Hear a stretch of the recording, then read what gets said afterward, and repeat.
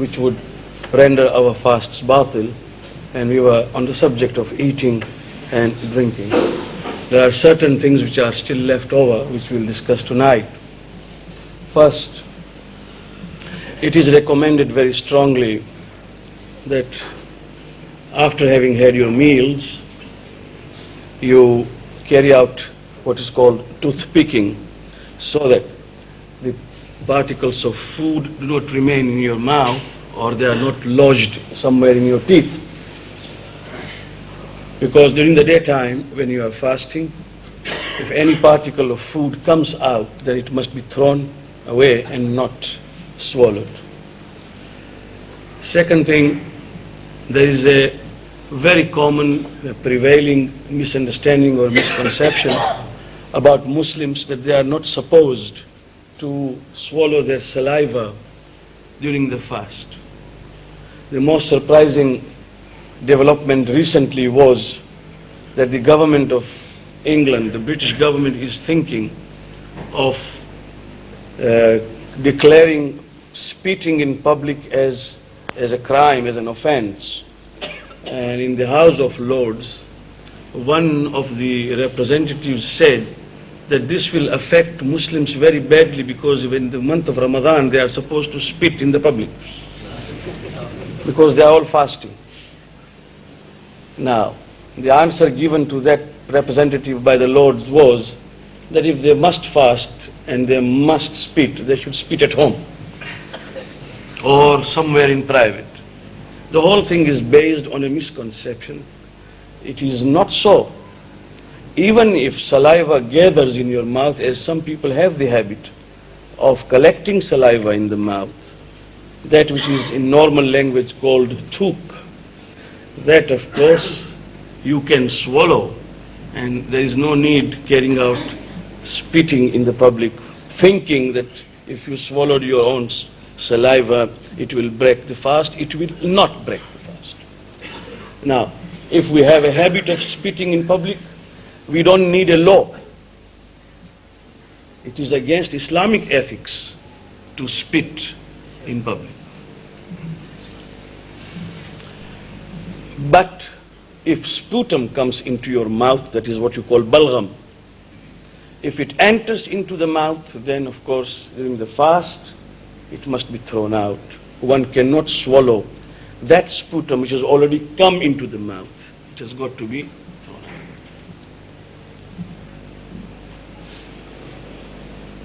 The second thing which breaks my fast, if I do it, is to vomit purposely. To vomit purposely is, of course, not allowed. But if one vomits without control and uncontrollably vomits, that does not in any way affect your fast. But if you do it, even if you are advised by a doctor, or if you are given a particular medicine and told that if you take that medicine even at night, during the daytime the reaction would be that you will vomit. If that is understood from the doctor, then such a vomiting will also make your fast batil. You will not be committing any sin, but the fast will be batil, because you knew, you took the medicine, and that is a purposeful way of inciting vomit. But otherwise, if it happens uncontrollably, then the fast is not affected. The third thing is to immerse one's head in water at a time, either by diving or by having entered into pool or sea or river, and then up to here it's okay. But the moment you immerse your head at a time, whole of it, into water, then of course your sawm is batil, your fast is batil. But if somebody pushes you into sea or into the pool of water, and you are not in control, and pushes you, and there if your head goes into water, your sawm or your fast is not batil. The most important thing is, which is we must all remember, is that if anyone becomes mujnib in the night, that means ghusl janabat becomes wajib upon him or her during the night of Ramadan, it is wajib and obligatory to perform ghusl janabat before subh sadiq. That means before fajr. If in these days it is 5 o'clock where you stop eating and everything and namaz subuh time is entered, then you will do ghusl before that. If somebody does not do ghusl purposely, I will explain the details later on, but if one purposely delays and sleeps and says, I will do ghusl tomorrow during the daytime, or I will do ghusl when the time of namaz is set in, I will go and do ghusl and then pray, that will invalidate the Sawm and Roza will be batil. I am talking of Roza of Ramadan. Therefore, whether the ghusl becomes wajib by sexual intercourse or whether it becomes wajib by just wetting the bed, a person who is baligh, is not yet married, and becomes muhtalim, that is ihtilam, and if he wakes up or if he is awake, he must do ghusl before subh sadiq, not before sunrise, before subh sadiq. This is very important for all of us to understand. Details, inshallah, I will present tomorrow. Since I have to be within my time, we were discussing yesterday Tafsir of Quran. And I gave a glimpse into what Surah al-Fatihah is. Now, naturally, the first ayah of Surah al-Fatihah is Bismillah ar-Rahman ar-Rahim. Now, there are certain things which we must understand about what Bismillah ar-Rahman ar-Rahim is. First of all, according to the Ahlul Bayt, salamullah alayhim ajma'in, Bismillah ar-Rahman ar-Rahim is a part of every surah. When you count the number of verses in any surah, Bismillah ar-Rahman ar-Rahim is a part of a surah. It is not something which is apart from surah. It is for this reason that when at certain times I hear people here, when they read Quran, they commence with bifadli Bismillah ar-Rahman ar-Rahim. That is absolutely wrong, because there is no bifadli. It is the part of Quran, and therefore it must be Bismillah ar-Rahman ar-Rahim. And in every namaz, every surah has got to start with Bismillah ar-Rahman ar-Rahim. And it is for this reason there is a very fine and very subtle point which we must all keep in mind. Because as far as Surah Al-Hamd is concerned, we know that we are going to read Surah Al-Hamd. Bismillah ar-Rahman ar-Rahim, Alhamdulillahi Rabbil Alamin. But when it comes to the second surah, you must have at least something in mind as to which surah you are going to read. You see, so that Bismillah will form the part of that surah. It's very important, it's a very fine point. It is not that you make a niyat, but at least you must be aware as to which surah you are going to read. It can be Surah Qul Huwallahu Ahad, it can be Surah Inna Anzalna, it can be Surah Wal Asr, it can be Surah Inna A'tainaka al-Kawthar, it can be any surah. So one must be aware of which surah is going to begin, so that Bismillah will form the part of the surah. This is very important. Now, having said this much, Imam Ja'far Sadiq salawatullah wa salamu alayhi said that Bismillah ar-Rahman ar-Rahim is Ism A'zam. Itself is a great name of Allah. And if you are in a problem, if you are in a difficulty, say Bismillah ar-Rahman ar-Rahim as many times as you can. Because Bismillah ar-Rahman ar-Rahim has got a meaning, and has got a very deep meaning, which I will explain according to what Aimma alayhim salam have explained us. But only to recite Bismillah ar-Rahman ar-Rahim in the times of problems is Ism A'zam, means it is a remedy which is comprised of the great name of Allah subhanahu wa ta'ala. Now, form a habit كل أمر ذي بال لم يبدأ ببسم الله الرحمن الرحيم فهو أبتر. Any responsible or important act which does not begin with Bismillah ar-Rahman ar-Rahim is always half completed. Always. The effect of it should be complete of the work, it will not be. Allah subhanahu wa ta'ala removes its barakah from that work which is so important, and we start without Bismillah ar-Rahman ar-Rahim. Make a habit of it. Now you sit in your car, you open the door of the car, say Bismillah ar-Rahman ar-Rahim and enter. You come out of the house in the morning, say Bismillah ar-Rahman ar-Rahim and step out. Right? You eat, you sit to eat, you say Bismillah ar-Rahman ar-Rahim and take the first morsel of food. You drink water, Bismillah ar-Rahman ar-Rahim. You enter your own home, say Bismillah ar-Rahman ar-Rahim. And if you have that habit of Bismillah, every time that you do important work, which you want to finish and you want to see it completed thoroughly, and resort to Bismillah ar-Rahman ar-Rahim, by the name of Allah, the most beneficent and merciful. There is an indication in the ahadith of Aimma alayhim salam that on the day of Qiyamah, certain man will be asked to go to hell, to Jahannam, for the sins he has committed. And as the gate of hell, may Allah save us from that, inshallah ta'ala.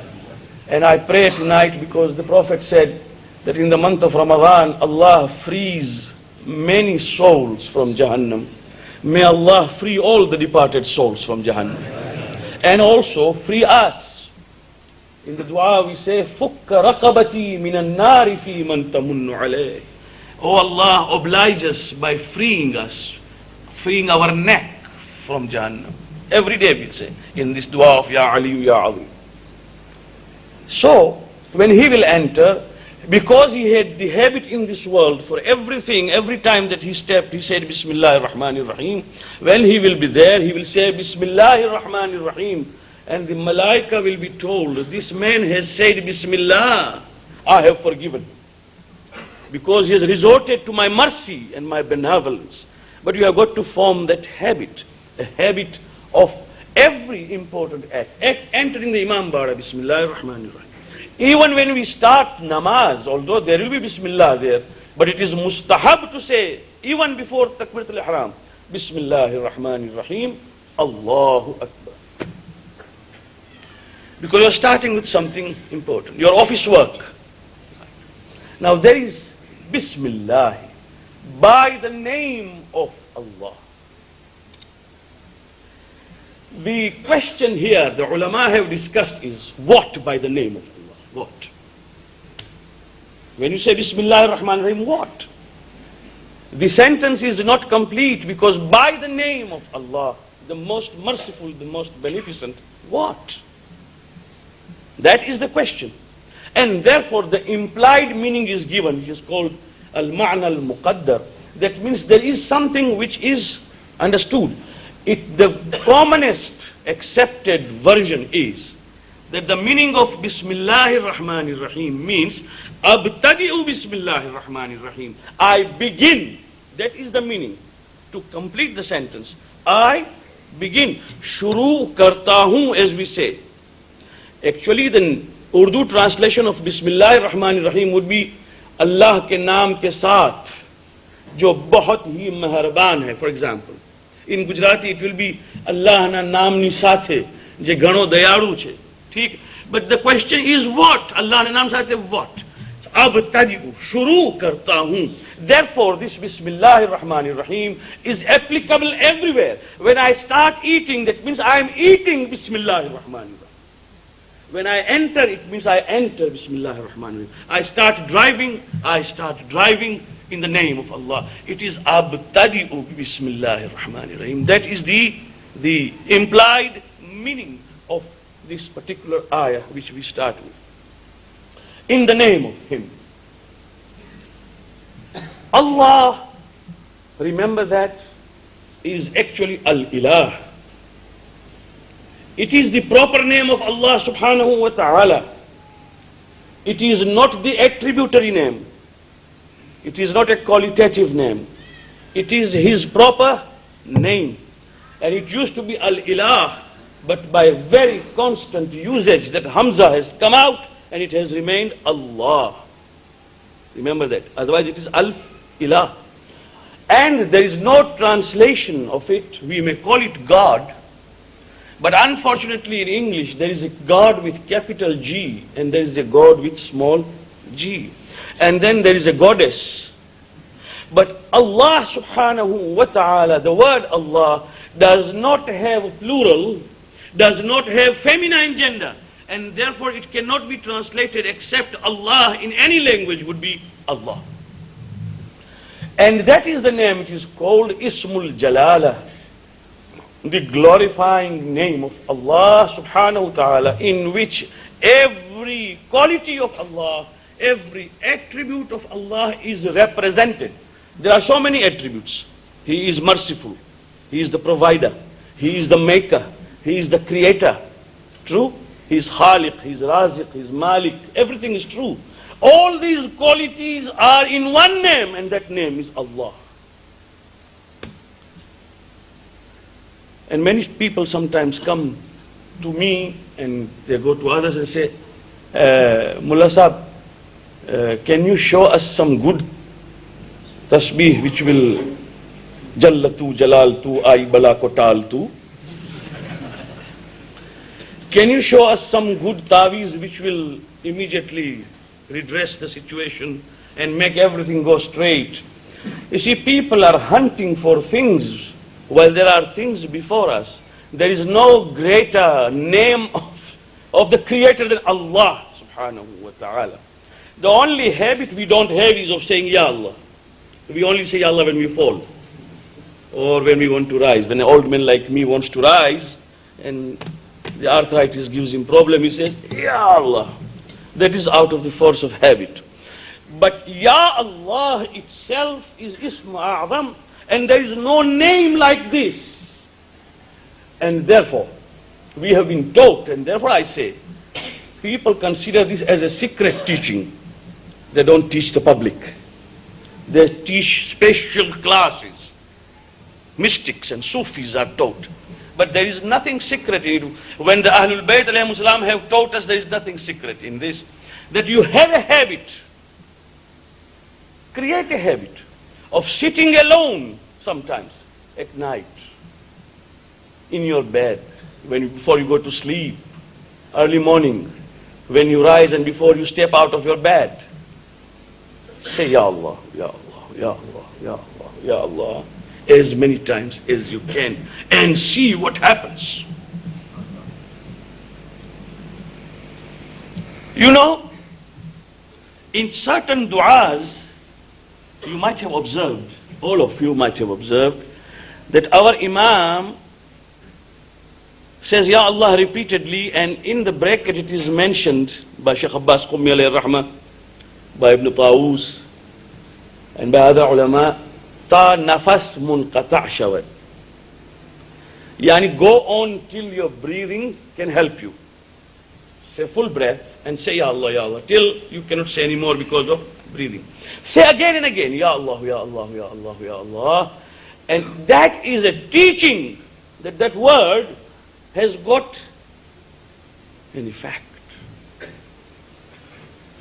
There is nothing like that. Ya Allah is the greatest thing. Only if we understood. You have a problem, Ya Allah is the only. It is a name which is mustajma'u sifat. Every sifat of Allah subhanahu wa ta'ala is in this word which is called Allah. And therefore I say, I begin with the name of Allah, Ar-Rahman Ar-Rahim. Rahman and Rahim, they are from the same root word of Rahmah, but they have different meaning, which I shall explain tomorrow. Wassalamu alaikum wa rahmatullahi wa barakatuh.